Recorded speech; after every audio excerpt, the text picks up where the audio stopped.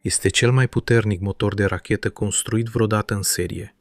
În camera sa de ardere se ating presiuni de până la 350 de bari. Asta înseamnă de peste 150 de ori presiunea din anvelopele mașinii tale și este mai mare decât la orice alt motor activ din lume. 33 dintre ele se aprind simultan sub cea mai mare rachetă din istorie.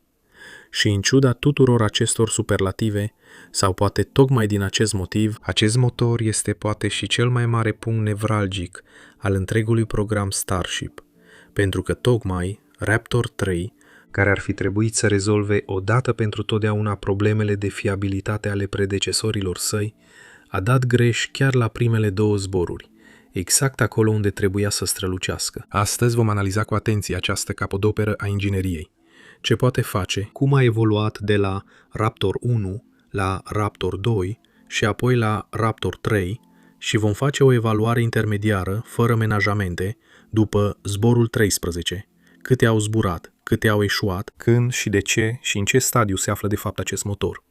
Numele meu este Sirvan și acesta este Mars Chronic. Atenție! Astăzi nu vom analiza cum funcționează motorul. Dacă te interesează acest subiect, îți pot recomanda celelalte videoclipuri ale noastre pe această temă.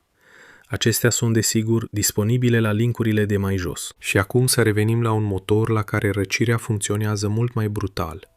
Să începem cu miezul. Pentru a înțelege problemele, trebuie mai întâi să înțelegem ce face acest motor atât de special și atât de greu de stăpânit. Raptor nu arde kerosen ca motoarele vechi, ci metan împreună cu oxigen lichid, un amestec pe care specialiștii îl numesc metalox. Motivul este unul strategic. Metanul arde mai curat, poate fi manipulat bine la temperaturi foarte scăzute. Acesta este adevăratul avantaj. Poate fi produs mai târziu pe Marte, din atmosferă și din gheața de apă. Totuși, piesa centrală nu este combustibilul, ci modul în care Raptor îl arde. Procedeul se numește ardere cu flux complet, în termeni tehnici, Full Flow Staged Combustion, iar Raptor este abia al 3-lea motor din istorie care funcționează după acest principiu și primul care a zburat efectiv cu el. Ce înseamnă asta? Într-un motor de rachetă, 2 pompe trebuie să aducă combustibilul la o presiune uriașă, iar aceste pompe sunt acționate de mici prearzătoare. La majoritatea motoarelor clasice, doar o mică parte din combustibil este trimisă prin prearzător, iar gazele fierbinți rezultate sunt evacuate afară fără a fi folosite după ce și-au făcut treaba. Asta este ineficient. Raptor face lucrurile diferit și mai radical. Aici, întregul combustibil trece prin 2 prearzătoare separate, unul bogat în oxigen și unul bogat în metan, iar ambele fluxuri sunt transformate complet în gaz fierbinte înainte să se întâlnească în camera principală de ardere. Nimic nu se irosește. Totul ajunge în cameră. Asta aduce 2 avantaje. În primul rând, eficiență maximă, pentru că niciun combustibil nu este irosit inutil. Și în al doilea rând, asta e partea elegantă. Turbinele funcționează mai rece și sunt mai puțin solicitate, pentru că energia de propulsie se distribuie pe întregul flux de combustibil, în loc să încălzească o mică parte până la limita de rezistență. Asta prelungește durata de viață. Și exact asta contează dacă vrei să reutilizezi un motor de sute de ori. Mai există o a doua particularitate pe care ar trebui să o rețineți, pentru că va juca un rol mai târziu când vor apărea problemele. Presurizarea autogenă. În rezervoarele unei rachete trebuie să existe mereu presiune. Altfel, acestea se prăbușesc și pompele nu mai primesc combustibil. Îți poți imagina asta ca pe o sticlă din care bei, fără ca aerul să poată intra la loc. Rachetele clasice folosesc pentru asta un gaz separat, de obicei heliu, un gaz nobil, rar și scump. Raptor nu are nevoie de așa ceva. Motorul preia o mică parte din propriile sale gaze de eșapament fierbinți, le răcește corespunzător și le trimite înapoi în rezervoare pentru a le menține sub presiune. Gazul de metan în rezervorul de metan, gazul de oxigen în rezervorul de oxigen. Asta economisește masă și un întreg sistem suplimentar. Dar, și aici e capcana pe care o lăsăm pentru mai târziu. Dacă recirculezi propriile produse de ardere, recirculezi și tot ce se află în ele, de exemplu apă, care poate îngheța. Acum să trecem la cifrele concrete, care sunt impresionante. Raptor 3 dezvoltă la nivelul mării o tracțiune de aproximativ 280 de tone. Asta înseamnă aproximativ 2,75 meganewton. Camera de ardere funcționează la o presiune de aproximativ 350 de bari, o valoare pe care, înainte de SpaceX, niciun sistem operațional. Prin comparație, legendarul motor principal al navetei spațiale ajungea la aproximativ 200 de bari, iar majoritatea motoarelor clasice rămân sub 150. Și totuși, Raptor 3 cântărește doar aproximativ 1525 de kilograme. Acest lucru oferă un raport tracțiune-greutate care este de neegalat în tehnologia rachetelor. 33 dintre aceste motoare împreună furnizează treptei Super Heavy aproximativ 90 de meganewton de tracțiune, adică aproape 9200 de tone de tracțiune. Asta înseamnă cam de 2 ori și jumătate mai mult decât racheta Saturn V pentru lună. Și Elon Musk a sugerat deja că se poate obține încă între 8 și 10% mai multă tracțiune. Aceste cifre sunt rezultatul uneia dintre cele mai brutale povești de dezvoltare iterativă din tehnologia modernă. Și trebuie să cunoști această poveste pentru a putea înțelege bilanțul intermediar. Să privim cele 3 generații una lângă alta. Raptor 1. Primul motor de serie dezvolta aproximativ 185 de tone de tracțiune și cântărea în jur de 2080 de kilograme. Din punct de vedere vizual, arăta haotic. Peste tot pe exterior se aflau conducte, senzori, supape și cabluri. O încălceală de țevi, complicat și greu, ceea ce îl făcea și nesigur și costisitor de produs. Raptor 2 a ajuns la aproximativ 230 de tone de tracțiune, la doar 1630 de kilograme. SpaceX a reușit acest lucru în principal prin simplificare radicală. Senzorii, supapele și conductele inutile au dispărut. Multe lucruri au fost integrate direct în structură. Și apoi Raptor 3. Punctul culminant provizoriu. Aproximativ 280 de tone de tracțiune la doar 1525 de kilograme. Asta este remarcabil la această dezvoltare. De obicei, mai multă tracțiune înseamnă mai multă greutate și mai multă complexitate. SpaceX a reușit contrariul. Mai multă tracțiune, mai multă greutate, mai puține piese, mai puțină complexitate. Astfel, și mai ieftin de produs. Și toate acestea în același timp? Cum, te întrebi? În principal prin 2 lucruri. În primul rând, imprimarea 3D. Părți mari ale motorului sunt astăzi imprimate din metal, ceea ce permite canale de răcire complexe și căi de curgere să fie integrate direct în componentă, în loc să fie atașate sau sudate cu greu ca tuburi la exterior. În al doilea rând, și aceasta este poate cea mai elegantă decizie de design, Raptor 3 nu are propriul său scut termic și nici propriul său mecanism de pivotare. La modelele anterioare, fiecare motor avea nevoie de o carcasă grea pentru a se proteja de căldura motoarelor vecine. La Raptor 3, conductele critice sunt integrate atât de adânc în corpul motorului și în peretele camerei și sunt răcite regenerativ, adică folosind propriul combustibil criogenic, încât carenajul devine inutil. Aspectul gol și netted al Raptor 3 nu este deci doar un moft de design, ci este semnul vizibil că tot ce este important a fost mutat în interior. Această integrare economisește la final până la 1 tonă din masa totală pentru fiecare motor, dacă luăm în calcul și componentele aferente de pe vehicul. Și pentru că sună atât de bine, iată și replica sinceră. Pentru că acest ciclu de combustie cu flux complet are un preț. Este al naibii de greu de aprins. Fiecare motor Raptor trebuie mai întâi să-și aprindă cele 2 prearzătoare cu arzătoare mici de aprindere, în exact ordinea corectă și cu exact raportul corect, inegal de amestec, înainte ca camera principală să se aprindă. Este un proces delicat, un dans în mai multe etape și trebuie să funcționeze practic simultan. La 33 de motoare, motivul pentru care ciclul de combustie cu flux complet nu a fost folosit de nimeni timp de 50 de ani. A fost, apropo, exact o singură componentă, prearzătorul bogat în oxigen. Gazul de oxigen fierbinte, foarte comprimat, este atât de agresiv încât nu doar că distruge metalul, ci îl poate chiar aprinde. SpaceX a rezolvat această problemă a materialului. Dar arată cât de la limită funcționează acest motor. Să trecem la adevărata întrebare esențială a acestui videoclip: fiabilitatea. Și aici fac o distinție clară între lunga istorie a motorului Raptor și stadiul actual, foarte recent, al Raptor 3. Familia Raptor a avut o serie de defecțiuni de-a lungul zborurilor. Și merită să înțelegem tiparul, nu doar să numărăm cazurile individuale. La primele zboruri Starship, cu Raptor 1 și 2, unele motoare cedau încă din timpul ascensiunii. La primul zbor de test în care a fost folosit Raptor 2, în aprilie 2023, mai multe motoare nici măcar nu s-au aprins, s-au cedat în timpul zborului. Racheta s-a clătinat și a trebuit să fie detonată. Totuși, aceasta era o versiune foarte timpurie, iar astfel de eșecuri la lansare au devenit din ce în ce mai rare. Cu Raptor 2, începând cu zborul 7, la începutul anului 2025. Problema s-a mutat apoi de la prima treaptă la treapta superioară, iar cauza a fost deosebit de perfidă. La zborul 7 și zborul 8, SpaceX a pierdut de fiecare dată nava pentru că în partea din spate, în așa numitul attic, deasupra motoarelor, s-a acumulat combustibil care, în combinație cu vibrațiile, a dus la incendii. Este important de menționat, conform SpaceX, nu a fost aceeași eroare.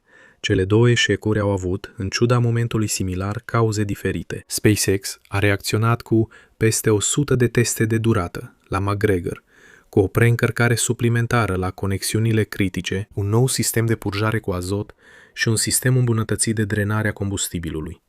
Și aici este legătura cu subiectul nostru. Încă de atunci, SpaceX a anunțat că Raptor 3 va include aceste îmbunătățiri de fiabilitate încă de la început. Raptor 3 a fost așadar gândit de la bun început ca un răspuns la aceste defecțiuni. La zborul 9, în mai 2025, nava și-a pierdut orientarea din cauza unei scurgeri, iar în iunie 2025, o navă întreagă a explodat chiar pe standul de testare din Messi. Se presupune că din cauza cedării unui rezervor de presiune umplut cu azot, așa numitul COPV, a fost unul dintre cele mai grave eșecuri ale întregului program. După aceea, cu zborurile 10 și 11, la sfârșitul verii și toamna lui 2025, au urmat în sfârșit zboruri care au decurs fără probleme, care au încheiat într-un mod pozitiv era Raptor 2. Și astfel ajungem la Raptor 3. Acum bilanțul devine interesant, pentru că acest motor a zburat doar de 2 ori până acum, la zborurile 12 și 13. Acesta este cel mai important punct al întregului videoclip, așa că fiți atenți. Raptor 3 a fost promovat cu o promisiune. Trebuia să fie motorul care să pună capăt definitiv problemelor de fiabilitate. La decolare, această promisiune a fost în mare parte respectată până acum. Cele 33 de motoare au asigurat ascensiunea fără probleme pentru ambele zboruri, cu doar defecțiuni minime. Punctul slab se află în altă parte, și anume exact acolo unde doare cel mai tare, la reaprindere. Să ne uităm la zborul 12 din mai 2026, zborul inaugural al lui Raptor 3. Decolarea a decurs bine, însă la manevra boost back, manevra de frânare cu care boosterul se întoarce, mai multe motoare s-au oprit din nou după pornire. Altele nici măcar nu au pornit. Boosterul a pierdut forța de împingere de care avea nevoie pentru a se întoarce. S-a clătinat înapoi prin atmosferă și s-a prăbușit violent în golf. Autoritatea de aviație FAA a impus o interdicție de lansare și a deschis o anchetă. Și aici intervine ironia amară. Motorul a cedat exact în scenariul pentru care a fost construit. Aprinderea repetată și fiabilă. Și boosterul nu a fost singura problemă în acea zi. Și în partea de sus, la treapta superioară, unul dintre cele 3 motoare vacuum a cedat în timpul ascensiunii. Acele variante mai mari de Raptor cu duza extinsă, care sunt proiectate pentru vidul spațiului. Totuși, nava a trecut cu bine. A zburat pe traiectoria sa până la capăt și a amerizat cu precizie în Oceanul Indian. Redundanța celor 6 motoare a făcut exact ceea ce trebuia să facă. Dar defecțiunea a avut o consecință care a depășit cu mult acest singur zbor. Pentru că testul de aprindere planificat ulterior în spațiu, în care un motor trebuia să fie repornit după ascensiune, a fost anulat din această cauză. Și astfel avem deja 2 probleme nerezolvate dintr-un singur zbor. O manevră de frânare eșuată jos și o reaprindere ratată sus, care nici măcar nu a putut fi încercată. Tocmai de aceea, acest test de la zborul 13 a fost atât de important mai târziu. Era restant încă de la zborul 12 și apoi a venit zborul 13, iar acesta a oferit imediat 2 puncte de date pe aceeași temă. În 6 dintre turbopompele de oxigen se acumulase umiditate din operațiunile anterioare, iar când combustibilul extrem de rece a început să curgă, s-a transformat în gheață și a blocat pompele. Când arzi metan, se formează apă și dioxid de carbon. Iar dacă recircule aceste gaze de eșapament pentru controlul presiunii din rezervor, vei transporta și umiditate, care data viitoare poate îngheța. SpaceX a schimbat 6 motoare și a lansat cu succes 8 zile mai târziu, dar adevărata lovitură a venit la aterizarea zborului 13. Boosterul a executat de data aceasta manevra de întoarcere fără probleme, cel mai important progres față de zborul 12. Totuși, la arderea finală pentru aterizare, doar 8 dintre cele 13 motoare comandate s-au aprins, iar dintre acestea, 3 s-au oprit din nou după câteva secunde. Practic, doar 5 motoare au frânat efectiv. Mult prea puțin. Boosterul a coborât prea repede și a căzut din nou în golf. Să vedem împreună ce a arătat Raptor 3 la cele 2 singure zboruri ale sale în ceea ce privește reaprinderea critică. Zborul 12. Manevra de întoarcere a eșuat. Zborul 13. La sol, 4 rateuri din cauza gheții și la aterizare doar 5 din 13 motoare. Motivul pentru care Raptorul de vid a cedat nu l-am aflat niciodată oficial, dar tiparul este evident și are un numitor comun. Problema nu este funcționarea la sarcină maximă în timpul ascensiunii, ci reaprinderea fiabilă în condiții dificile. Acum să vedem și cealaltă parte a poveștii, pentru că a prezenta faptele corect înseamnă să arăți ambele părți. La zborul 13 nu a existat nicio defecțiune în timpul ascensiunii și nici treapta superioară, cu cele 6 motoare Raptor 3, nu a avut nicio problemă. Inclusiv prima reaprindere reușită a unui motor în spațiu, chiar acea aprindere care este absolut necesară pentru un zbor orbital ulterior. Raptor 3 poate deci să se reaprindă, doar că încă nu o face suficient de fiabil în condițiile dificile ale aterizării boosterului, când sunt multe motoare care funcționează simultan. În al doilea rând, multe dintre aceste defecțiuni sunt probleme operaționale, cum ar fi gheața. Nu sunt defecte fundamentale de proiectare, iar problemele operaționale pot fi rezolvate cu proceduri și sisteme de purjare. În al treilea rând, defecțiunile au avut loc în timpul zborurilor de test. Acesta este scopul declarat al acestor zboruri: să găsească astfel de slăbiciuni înainte ca oamenii să zboare cu ele. Și în al patrulea rând, ascensiunea. Deci cea mai solicitantă fază din punct de vedere energetic funcționează fiabil la Raptor 3. La modelele anterioare nu era chiar atât de evident. Au existat deja îmbunătățiri la Raptor 3? Da, și acesta este un aspect important pentru încadrare. Raptor 3 este într-un fel marele upgrade. El reunește toate lecțiile învățate din incendiile din compartimentul atic de la zborurile 7 și 8, într-un nou design cu conexiuni îmbunătățite, noi sisteme de purjare și răcire profund integrată. După Pedabot de la zborul 13, au fost adăugate ajustări operaționale concrete. SpaceX lucrează, potrivit lui Elon Musk, la adaptarea dinamică a secvenței de aprindere la presiuni și temperaturi dificile ale combustibilului. În special, funcționarea cu oxigen cald, aflat sub presiune scăzută, este deosebit de critică. Secvența de pornire nu va mai fi așadar rulată mecanic fără adaptare, ci urmează să se adapteze în timp real la condițiile fiecărui motor în parte. Acesta este exact genul de rafinament care face diferența între un motor care funcționează în laborator și unul care zboară la fiecare oră.